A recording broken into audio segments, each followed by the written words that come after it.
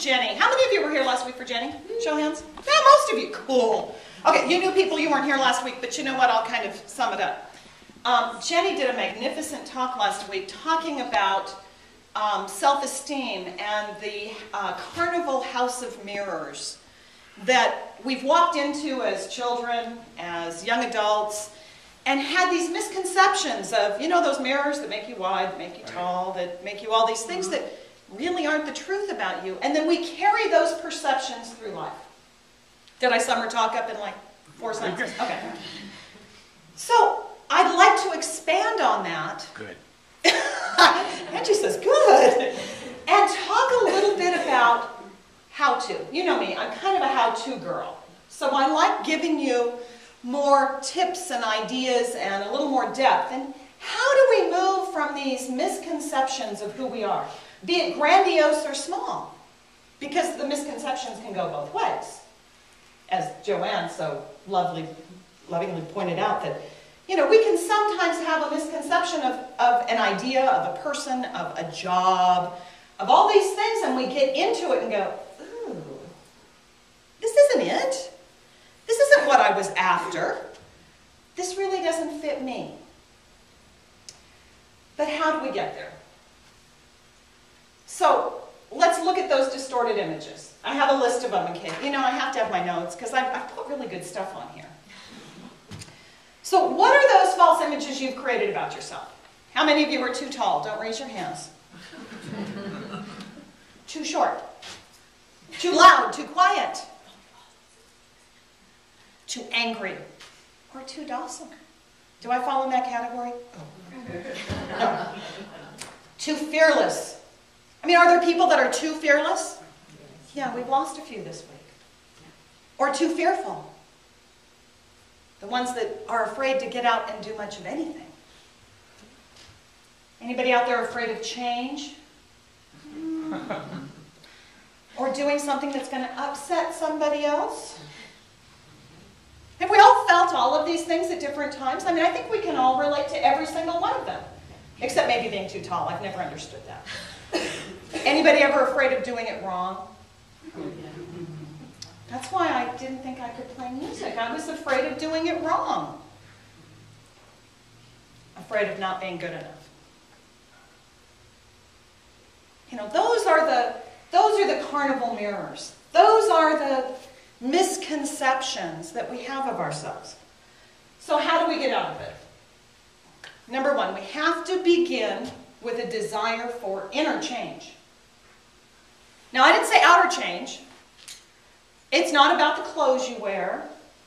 It's not about having a pretty house with a picket fence. I have a split rail fence. Not quite the same, is it? It's about that change inside of us. It's about changing those perceptions. You know, our advertising in our world today is all about changing the outer look so that we look or think we look as good or better than the person next to us. Because that's what the world has told us self-esteem is about. Is that the truth? No. Of course it's not. But has anybody gotten caught up in it? You know, did you see the right woman, see the right makeup, or the right hairstyle, or the right jewelry? And if I have that, I'll be okay. I have to go shop. Guys, it's a whole different story. You know, for you it's the right toys. No, I'm not talking about those kind of toys. That was another talk a couple of years ago. No, I'm talking... For those of you who missed that, we won't talk about it.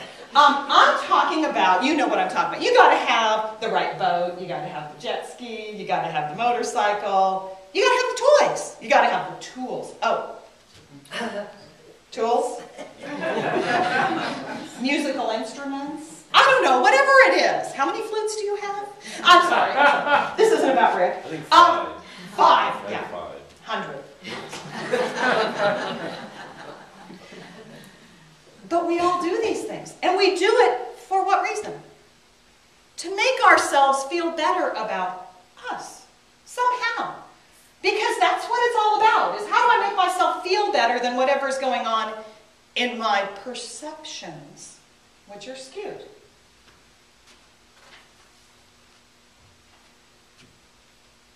Number 2, we need to have contact with divine spiritual principles and tools that work. So we start with recognizing that all this outside stuff isn't going to help. Where do I go for help? Prayer, meditation, self-reflection, time in nature. Do any of those things have anything to do with the outer world? No, they're all about the inner world.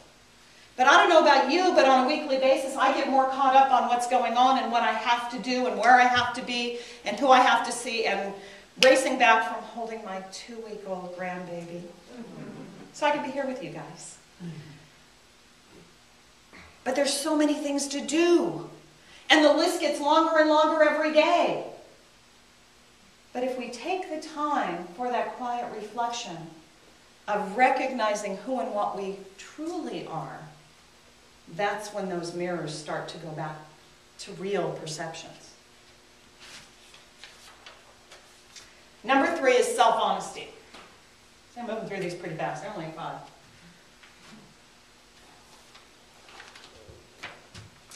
You are not less than anything or anyone. There is nothing less than. Yeah, someone else might have more natural talent, as Joanne was talking about. Rick might have more natural musical talent and has been doing it a lot longer than me. It doesn't mean I'm any less than him. He can't crochet a stitch.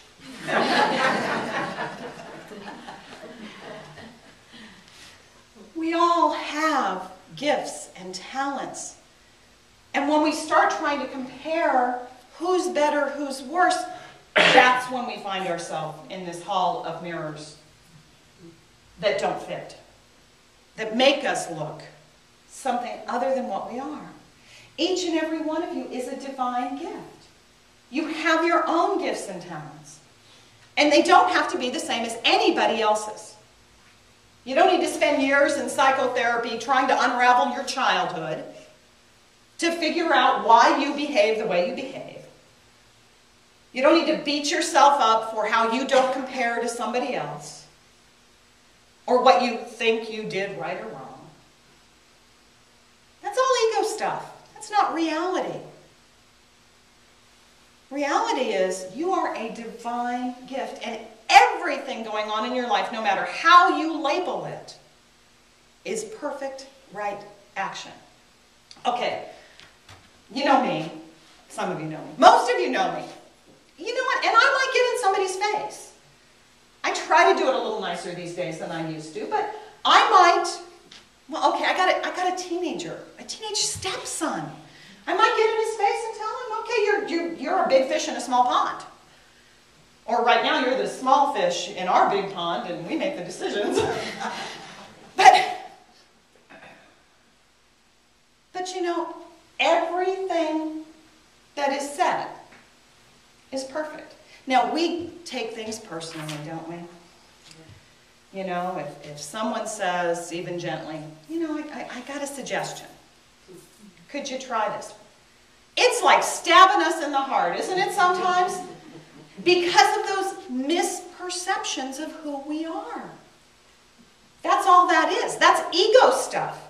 It's not stabbing you in the heart, it's stabbing your ego in the heart. But everything that happens either direction is perfect right action. Does anybody think anybody else in the world is rude? Is it just me? Okay, I do things like this. You're walking through a grocery store, and you know how kids walk through a grocery store?